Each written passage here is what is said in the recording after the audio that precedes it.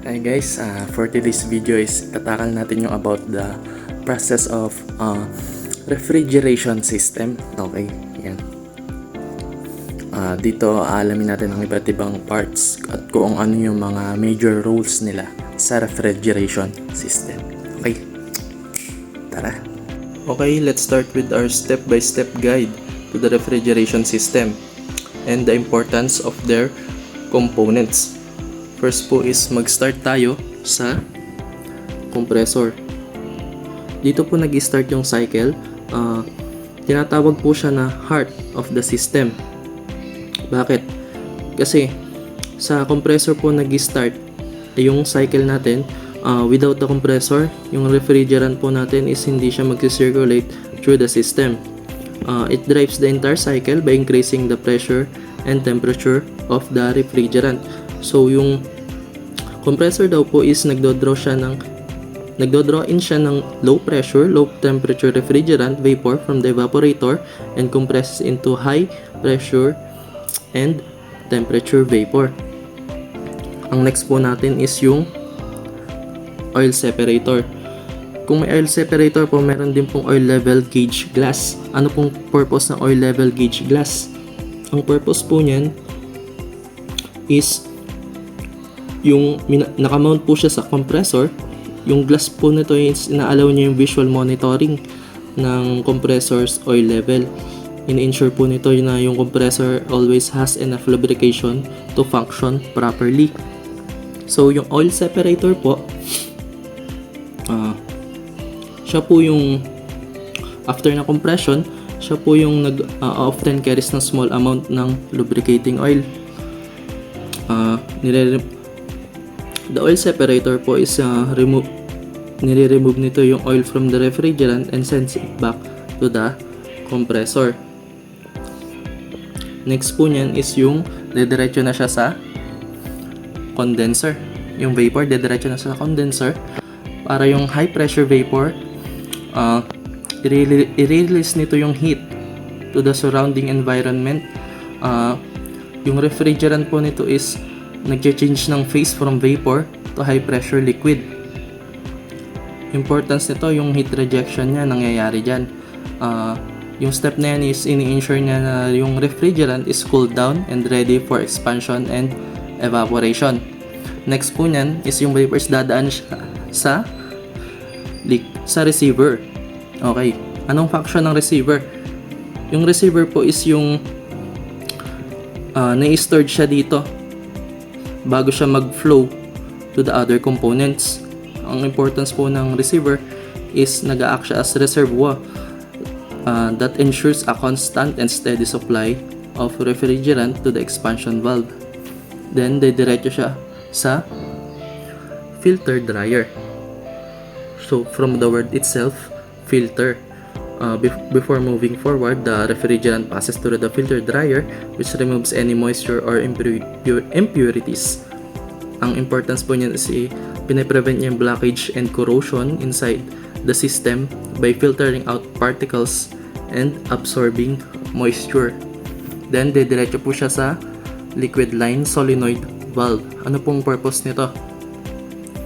Ang purpose po nito is yung to control the refrigerant flow, preventing damage to the compressor by stopping liquid migration and refrigerant pump down during off cycle. Then after po niyan, didiretso siya sa sight glass moisture indicator. Ito pong component na to, small but crucial siya. Ang sight glass po is inaalaw niyo yung technicians to visually inspect the refrigerant flow and check for bubbles or moisture. Nagsaserve siya as a diagnostic tool to monitor refrigerant quality and detects issues like leaks or refrigerant charge. Ayan. Then after nyan is pwede rin tong dumaan. Siyempre, usually dadaan din to sa solenoid valve, yung liquid line. Ano pong purpose ng solenoid valve?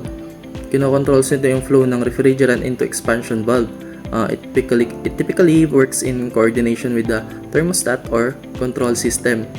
And pinaprevent nito yung refrigerant from flowing when the system is off, which improves efficiency and protect components. Then, from the site glass moisture indicator, diretso siya sa expansion valve. Ang expansion valve po is yung where the magic happens.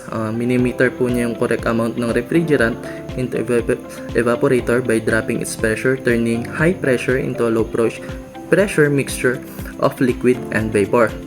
The filler valve naman po, ito. Yan ang filler valve. Sinesense nito yung temperature of evaporator outlet and regulates the expansion valve accordingly.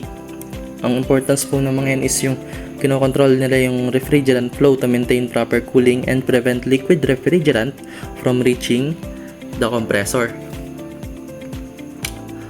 Then yung vapor po natin na low pressure is diretso po siya sa evaporator. Ang mangyayari po niyan, i-absorb yung heat from the surrounding air or product being cooled. Here, the refrigerants evaporates, turning into completely into vapor. Dito nangyayari yung cooling. Na-absorb dito yung heat from the environment, making the space cold. Then, didiretso po tayo sa evaporator pressure regulator. This valve, ini-ensure niya na yung evaporator operates at the correct pressure, maintaining the right temperature.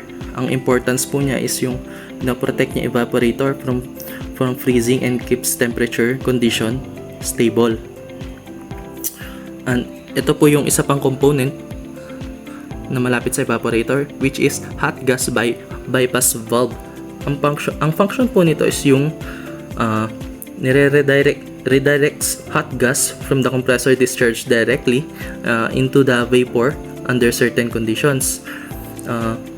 Prevents din ito yung freezing and stabilizes evaporator temperature during low load conditions. Then after the evaporator pressure regulator, babalik siya sa suction accumulator. Ano po ba ang function ng suction accumulator? Ito po yan.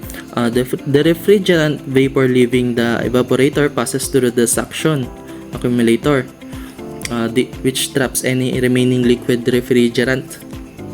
So, ang nangyayari dito, pinaprotect niya yung compressor from damage by preventing liquid refrigerant from entering.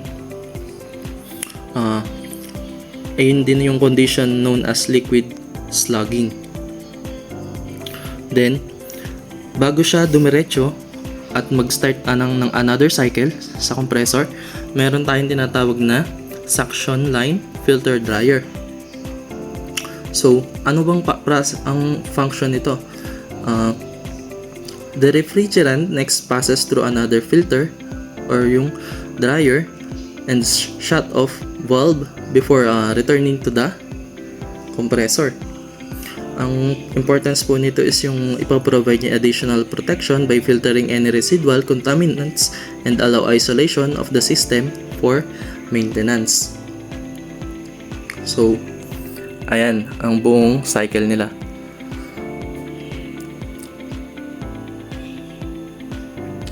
Okay.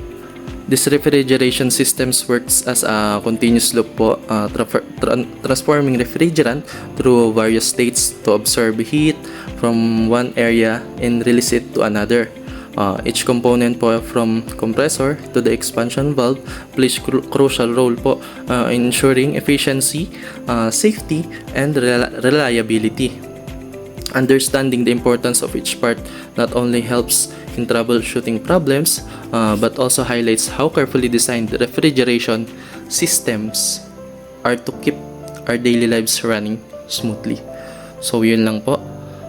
Sana marami kayong natutunan sa akin. Thank you very much. Bye!